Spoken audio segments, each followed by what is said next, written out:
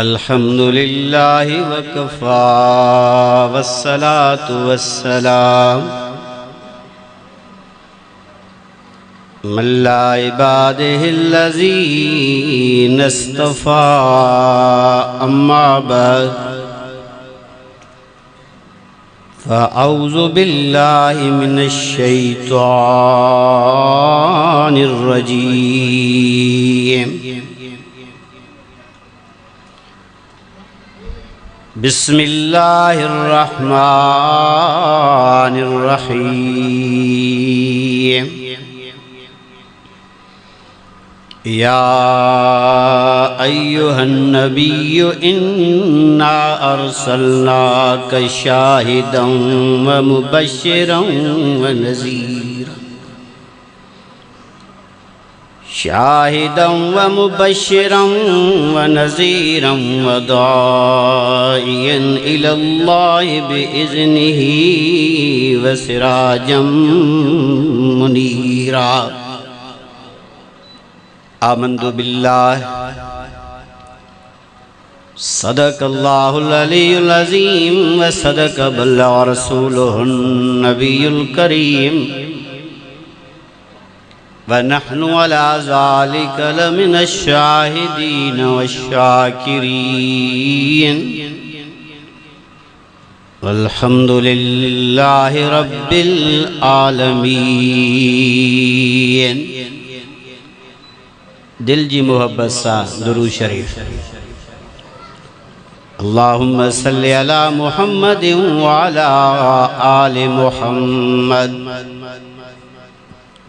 कमा सल्लैता अला इब्राहीम व अला आलि इब्राहीम इन्नका हमीदुम मजीद।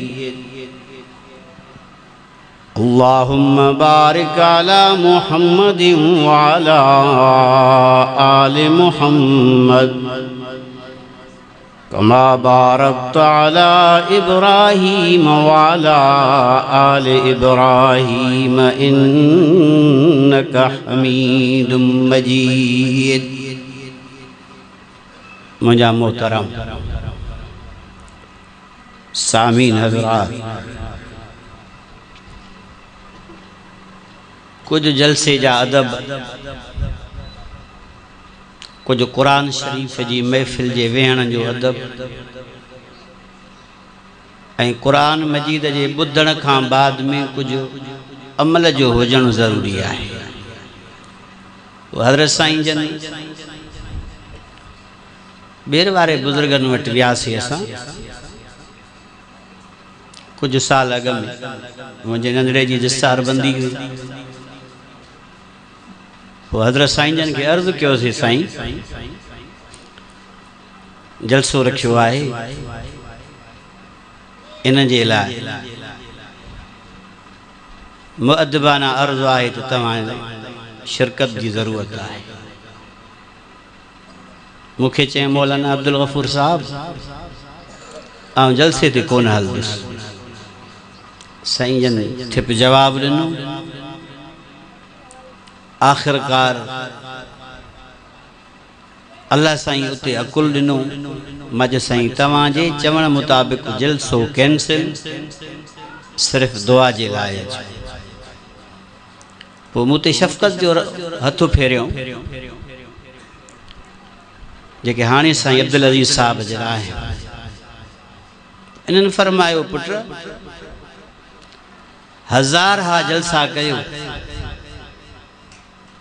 तेसी ताईं इनकलाब न ईंदो जेसी ताईं कुरान मजीद जो अदब न कंदा। ऐं ये जेके तस्वीरां वग़ैरह आहिनि, अल्लाह साईं जी महिरबानी आहे, 20-25 हज़ारनि ताईं मोबाइल खे असां में विढ़ंदा था अचूं, पर रब जे घर में वेठा आहियूं। कॾहिं में मूंखे फ़ोटो कढण बि कोन ईंदो अथई, न कॾहिं वीडियो ठाही आहे। साईं जन जा एॾा उहे लफ़्ज़ हा, असरायता दिल ते असर करे विया। हे तक़वा जे ख़िलाफ़ आहे कम। हिदायत ईंदी तॾहिं जॾहिं असां तव्हां तक़वा अख़्तियार कंदासीं। हज़ार हा जलसा कयूं, वॾा अकाबरीन त उन्हनि जो त इल्मु या कुल मथां हुआ, पर असां पंहिंजे हिसाब सां ॻाल्हि करणु चाहियूं था त इंसान जेतिरो थी सघे तक़वा अख़्तियार करे। तव्हांजे हिन कुंड में उलमा इकराम रहे थो, आलिम दीन, मिशकात शरीफ़ जी हदीस आहे, हुज़ूर सल्लल्लाहु अलैहि वसल्लम फरमायो जेको तस्वीर ठाहे क़यामत जे ॾियारे जहन्नम मां हिकिड़ी वॾी बला निकिरंदी, उन जी वॾी गिची डिघी हूंदी, उन हीअ जानवर खे 70 वाॻा हूंदियूं, हिक हिक वाॻ खे 70 मलाइक जहन्नम जा हुनखे झलियूं बीठा हूंदा। पोइ जीअं कुकुड़ दाणो चुगंदो आहे पोइ उहे माण्हू खे चुगंदो, पोइ छा कंदा, हे केरु आहे? पोइ पाण फरमाए उहे माण्हू आहे जेके दुनिया में तस्वीर सां मोहबत कंदा हुया। वधीक तव्हांजी मर्ज़ी आहे, जे ॻाल्हि सही आहे त अमल में अचे, जे ॻाल्हि ग़लति आहे त पोइ ख़ुदा ज़रूरु असांखां बि पुछा कंदो। नबी साईं फरमाए जेको कूड़ी हदीस बयानु करे उन इंसान बि ॼण जहन्नम जे अंदरि बाहि जे अंदरि पंहिंजो घर जेको आहे उन खे ठाहे छॾे। तंहिंजे करे मुंहिंजा प्यारा इन्हनि ॻाल्हियुनि खां कुझु बाज़ अचे, तक़वा अख़्तियार करे इंसान। हे पैगंबर अलैहिस्सलातु वस्सलाम जे मुतलिक़ मां हिकिड़ी आयत पढ़ी आहे, इन जे हिकिड़े जुमिले ते ॻाल्हायूं था। इन में घणा जुमिला अची विया, शाहिदन मुबशिर नज़ीर दाइया सिराजम मुनीरा, 1 2 3 4 5 जुमिला आहिनि। पर अल्लाह रब करीम आहे, अल्लाह हिते इंसान खे अकुल ऐं इल्मु सम्झाइण जे ख़ातिर ॾिनो आहे त मुंहिंजे महबूब मोहम्मद मुस्तफ़ा करीम तव्हांखे अहिड़ो ॾिनो आहे जीअं सिराजम मुनीर आहे। सिराज जो लफ़्ज़ जी माना आहे रोशन ॾियो। अल्लाह जी ज़ात रसूलुल्लाह सल्लल्लाहु अलैहि वसल्लम जो बसि सिराज जी मुनीरा सां मिसाल ॾिनो, सम्झो।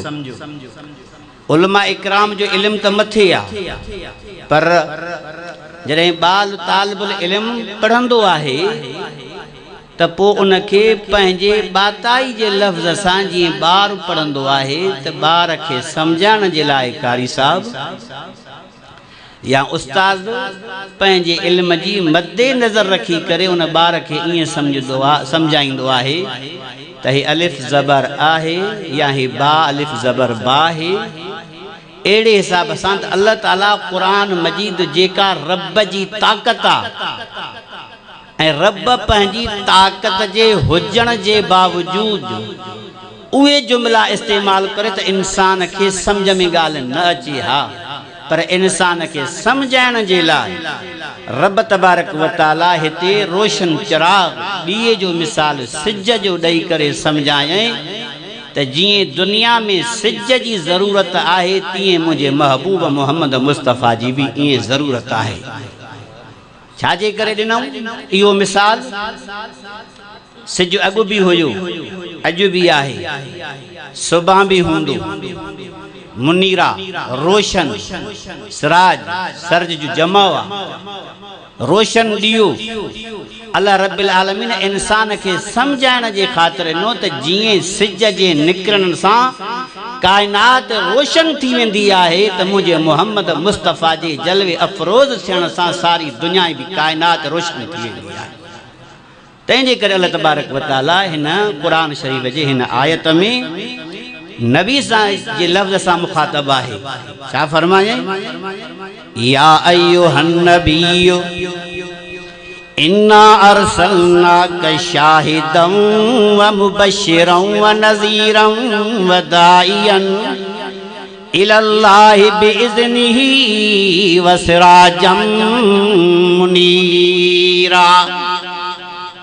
अल्लाह फरमायो, ऐ नबी बेशक असां पंहिंजे महबूब मोहम्मद मुस्तफ़ा अरबी मदीने वारे दिलबर नबी खे प्यारे नबी के रहबर नबी के तवाडे मोकिलियो आहे शाहिद भी करे मुबशिर भी करे नज़ीर भी करे दाई भी करे पर पाण ना आयो आ सही की आयो आ कौम न समझदी कौम मता इए चवे त नबी पाण आयो आ रब तो फरमाए इल्लाह बिइज़्निही मां रब जे हुक्म सां तवाडे इए रसूल करे मोकिलियो आ जी रात का बाद में सिज उभरंदो आ सिज उभरण सां पूरी दुनिया रोशन थी वेंदी आ पर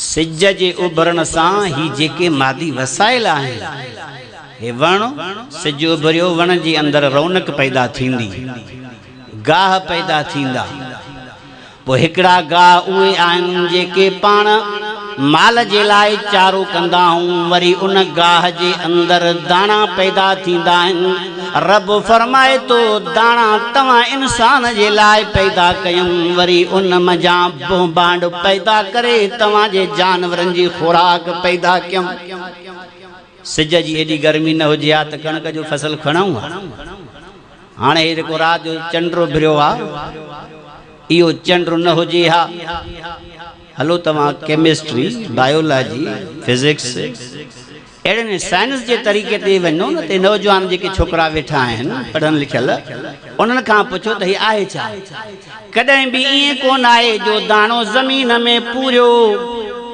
ऐं दाणो ज़मीन जे पूर्ण खां पोइ संग ज़मीन में वञे दाणो मथे अचे अल्लाह फरमाए तो दाणे खे उछलाइणो तव्हांजो कमु आहे दाणे खे सरसब्ज साओ बनाइणो मां रब्बे काइनात जो कमु आहे हिकिड़े दाणे सत संग पैदा थियनि था फी संग जे अंदर 100 दाणो पर असांजे अमलनि जे करे असांजे बुरनि कारनामनि जे करे दुआ कयो अल्लाह जी ज़ात असां दुआ करण आया हूं पिटण न आया हूं रब साईं तव्हांजे फसल खे बरकत अता फरमाए मां अर्ज़ कयुम त मुंहिंजो महबूबे मुस्तफ़ा करीम कायनात में जिए सिज जी ज़रूरत आहे तीअं मुंहिंजे महबूब मोहम्मद मुस्तफ़ा जी नबूवत जी ज़रूरत आहे जिए कल सिज जी ज़रूरत ही त मुंहिंजे महबूब मोहम्मद मुस्तफ़ा करीम जे नबूवत जी कल भी ज़रूरत आहे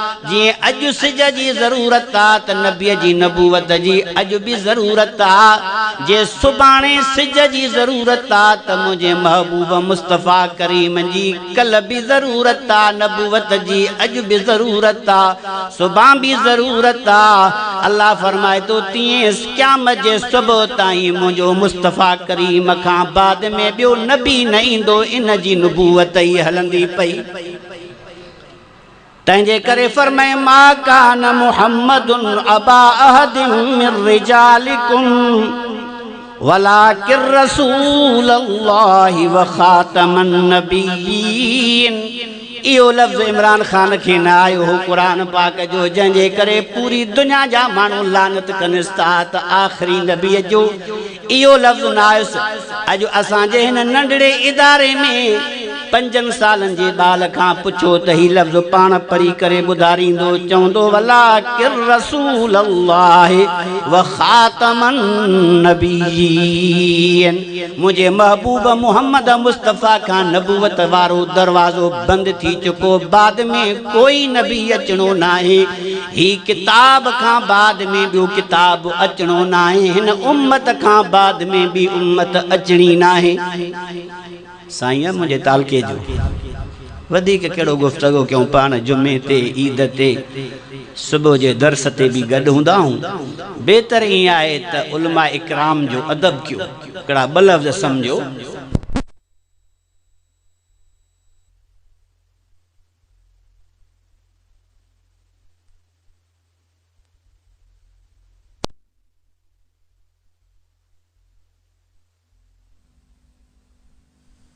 बुरे मौत जो छा मक़सद आहे पाण फरमायो जंहिं उलमा इकराम जी दिल जे अंदर मोहब्बत न हुई उलमा इकराम जो अदब न कयूं पोइ ज़बान सां लफ़्ज़ कढियूं या घटि वधि ॻाल्हायूं जंहिं उलमाए हक़ खे घटि वधि ॻाल्हायो अल्लाह जी ज़ात तांजो मौत भलो करे पर मुझे आका फरमायो इन जो मौत बुरे में बुरो थींदो तंहिंजे करे ज़बान के संभाले रख।